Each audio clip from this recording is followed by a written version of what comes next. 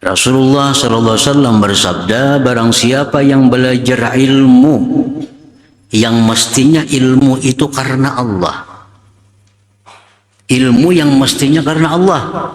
Ilmu fikih, ilmu tauhid, tasawuf, hadis, itu mestinya karena Allah. Nah, dia belajar ilmu itu untuk mendapatkan bagian dari dunia. Untuk mendapat bagian dari dunia. Dia belajar ilmu itu untuk mendapatkan jatah bagian dari dunia. Maka orang itu tidak akan mencium bauan surga. Rawahu Ibnu Majah. Ini belajar ilmu yang mestinya karena Allah. Ini ada ilmu yang kada mesti karena Allah. Itu kada jadi soal untuk dijadikan alat mencari dunia. Seperti kita belajar sekolah teknik. Apa itu sekolah teknik?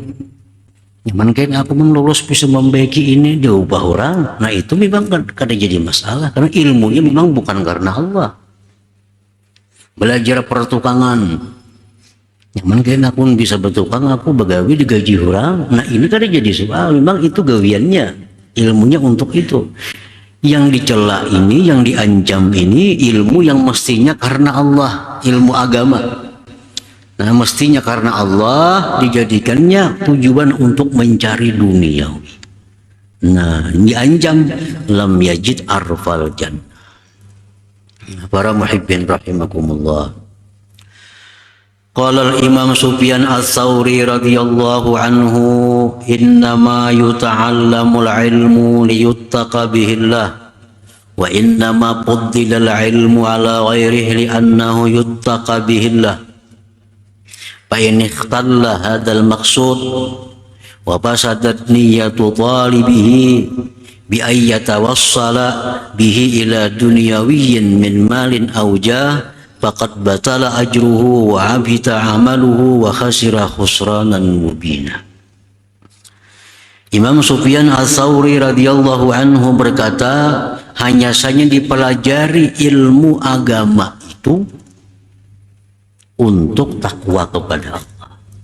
Hanya saja dipelajari ilmu agama itu untuk takwa, untuk menjunjung perintah Allah, menjauhi larangan Allah. Hanya saja dilebihkan itu ilmu atas selainnya. Ilmu lebih daripada harta, ilmu lebih daripada pangkat, ilmu lebih dari amal. Nah, karena dengan ilmu itu orang bisa takwa kepada Allah Subhanahu wa ta'ala. Dengan ilmu tahu ini halal, ambil. Ini haram, dijauhi. Dengan ilmu. Jadi ilmu itu dituntut untuk takwa kepada Allah. Makanya itu ilmu jadi mulia. Nah, apabila rusak ini tujuan dan rusak niat penuntutnya dengan bahwa dia memperalat dengan ilmu itu kepada dunia, baik harta atau kedudukan, maka batallah pahalanya, gugurlah amalnya, dan rugilah dia kerugian yang nyata. Bila sudah niatnya menuntut ilmu itu bukan untuk takwa kepada Allah, kada jadi apa-apa lagi, kada jadi apa-apa, kada jadi ibadah lagi. Nah, para muhibbin rahimakumullah,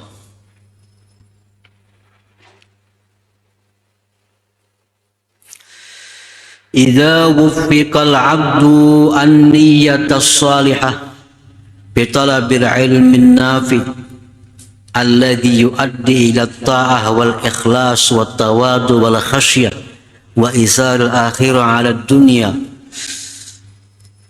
wa luzumil adab baina yadayillahi ta'ala wa takhalluqi bi akhlaqi sayyidil mursalin yud'a alimal akhirah.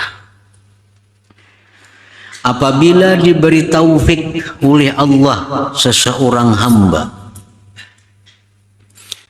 akan niat yang baik pada menuntut ilmu yang bermanfaat, yang membawanya kepada taat, ilmu yang membawanya kepada ikhlas, ilmu yang membawanya kepada tawadhu dan takut kepada Allah, ilmu yang membawanya mengutamakan akhirat atas dunia, ilmu yang membuat dia beradab terhadap Allah, ilmu yang dengannya dia bisa berakhlak dengan akhlak Rasulullah.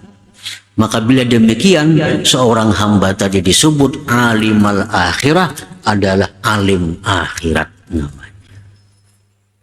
Jadi orang alim ini ada terbagi dua, ada alimul dunia, ada alimul akhirat.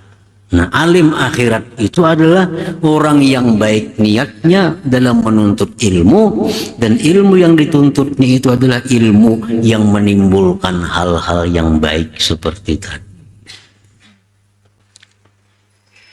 Nah, itulah ilmu yang mana disebut orang yang berilmu itu alimal akhirat. Wa kana imaman yuqtada bih, dan dia jadi imam yang diikuti dengannya bi ahkamil zahir wal batin, pada hukum zahir maupun hukum batin. Wa yahtadi bi nurihi kullu man sahibah, dan dapat petunjuk dengan dia orang tadi tiap-tiap orang yang menyertainya.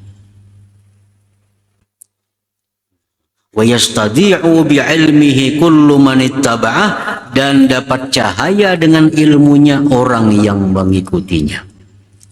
Wa barakatan fi baladihi, dan dia itu orang menjadi barakah di negerinya. Nah,